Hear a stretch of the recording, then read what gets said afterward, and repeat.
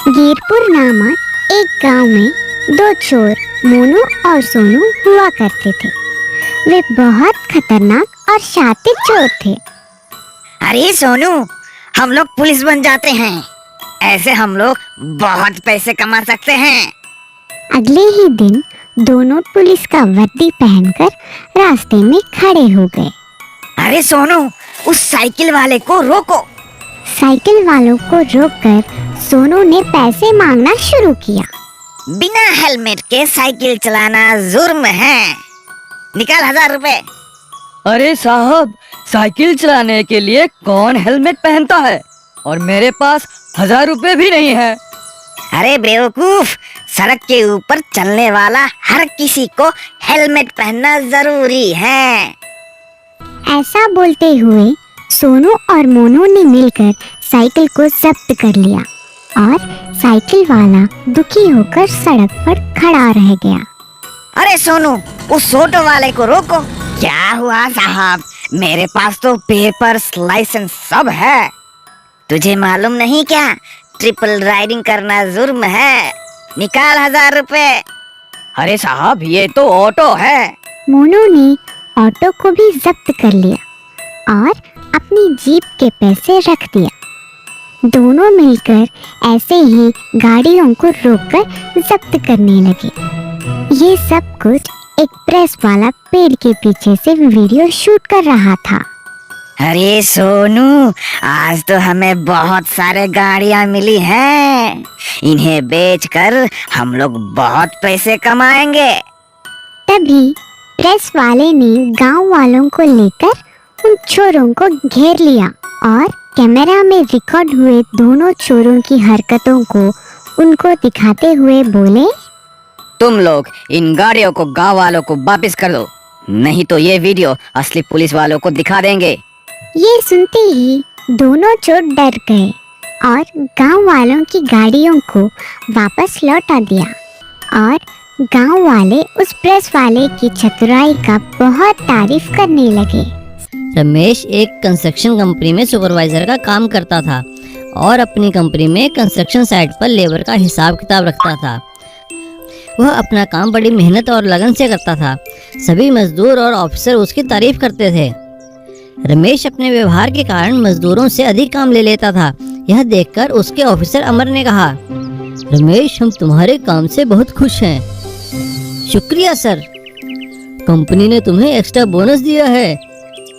रमेश खुशी खुशी बोनस के पैसों से मिठाई लेकर घर पहुंचता है। अरे सुनीता, मिठाई खाओ, मुझे कंपनी ने मेरे काम से खुश होकर बोनस दिया है। तभी अंदर कमरे से रमेश की पत्नी सुनीता का भाई कमल बाहर निकलता है।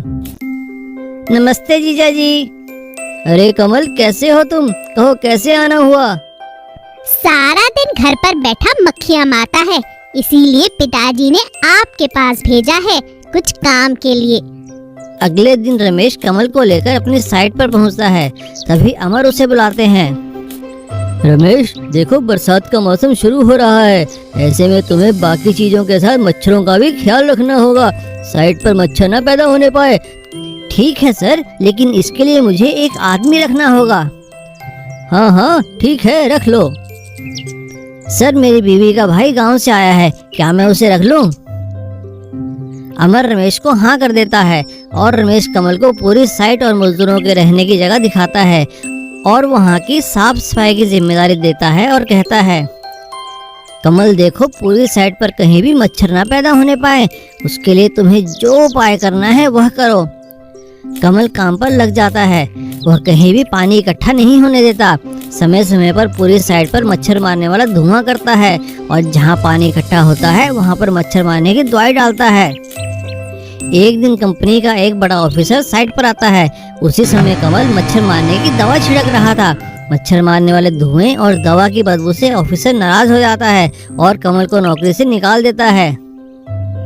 इसी तरह कई दिन बीत जाते हैं। साइट पर कोई साफ सफाई नहीं करता और मच्छरों की दवाई भी समय पर नहीं डालता।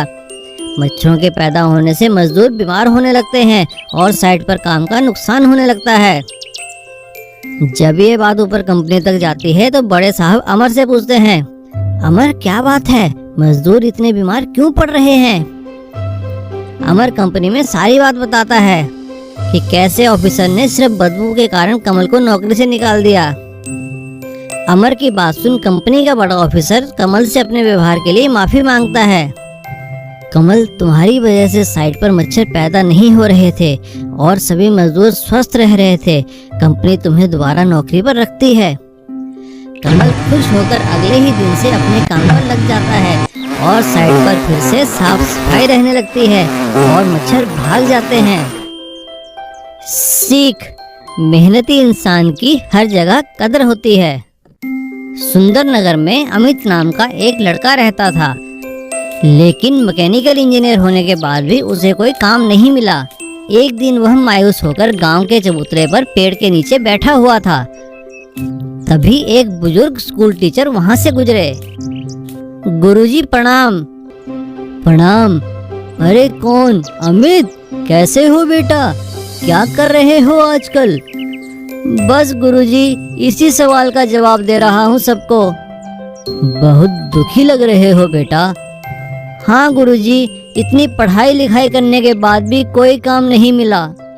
बेटा, तुम तो होशियार हो, मेहनती हो, कुछ भी काम कर लो। कल से तुम मेरे बेटे की मोटर वर्कशॉप में आ जाओ।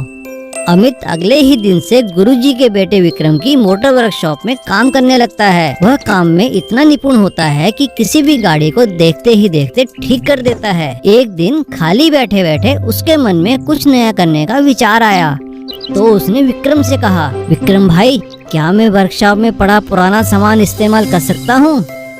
हाँ हाँ, क्यों नहीं, बिल्कुल कर सकते हो। अमित अगले ही दिन से काम के साथ साथ खाली समय में अपना आविष्कार करने में लग जाता है। वह एक वैन की फ्रेम पर एक बड़ा इंजन रखकर उसमें गियर बॉक्स फिट कर देता है और उसमें बड़े और पतले टायर लगाता है। कुछ ही दिनों में वह एक ऐसी गाड़ी तैयार करता है जो दिखने में तो वैन जैसी लगती थी, लेकिन उसकी ऊंचाई काफी थी। वह गाड़ी इतनी ताकतवर थी कि किसी भी तरह के उबड़-खाबड़ रास्ते पर बड़े आराम से चलती थी। अमित और विक्रम जब अपनी गाड़ी लेकर सड़क पर निकले तो सभी लोग उसे देखकर हैरान हो गए। तभी गांव के चौराहे पर पुलिस वालों ने उनकी गाड़ी को रोककर कहा, ऐसा नमूना लेकर निकलोगे तो तुम किसी को मार डालोगे, दोबारा इसे सड़क पर लेकर मत आना।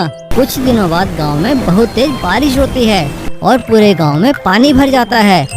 कोई भी गाड़ी इस भरे पानी में नहीं चल पाती, इस कारण गांव वालों तक मदद नहीं पहुंच पाती है। तभी अमित अपनी गाड़ी को चलाना शुरू करता है। उसकी गाड़ी ऊंचे होने के कारण पानी में नहीं डूबती और ताकतवर होने के कारण पानी में बड़े आराम से चल पड़ती है।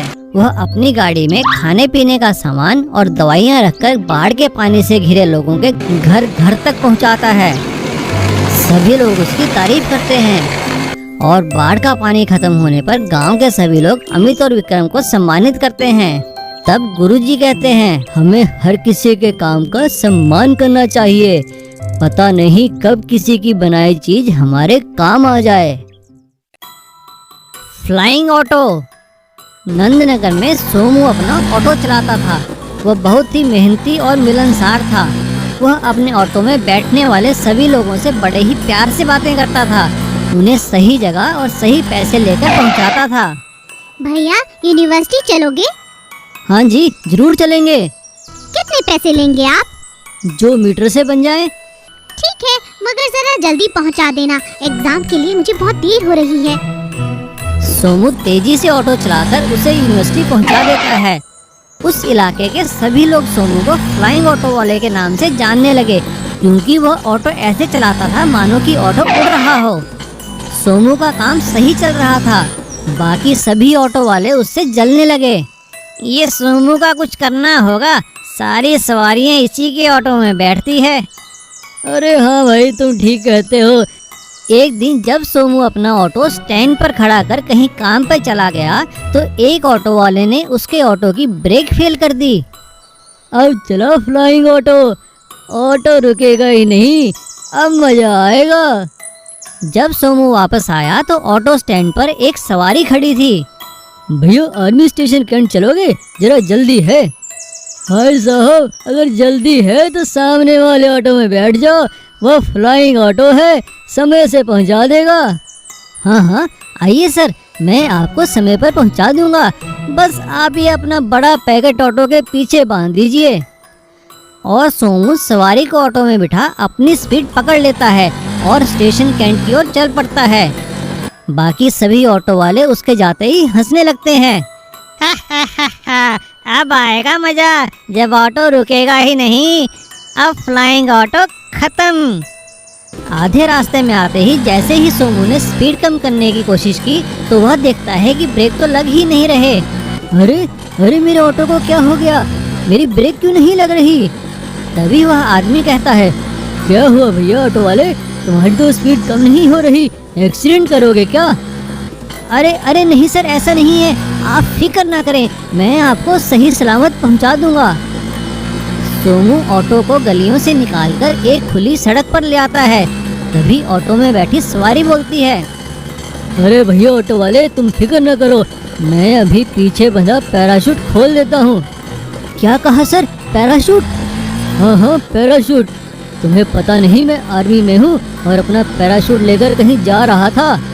और उसने ऑटो में बैठे बैठे ही हाथ बाहर निकालकर पैराशूट की रस्सी खोल दी और पैराशूट के खुलते ही हवा का दबाव कम होने से ऑटो की स्पीड कम हो गई और ऑटो रुक गया। आपका बहुत बहुत धन्यवाद सर। भैया धन्यवाद तो आपका भी, आप सबको सही समय पर पहुंचाते हैं ना, लेकिन बाकी लोगों से सावधान रहें। सोमू उस आदमी का धन्यवाद करता है और अपना ऑटो सही कराकर फिर से चलाने लगता है और फ्लाइंग ऑटो खत्म नहीं होता।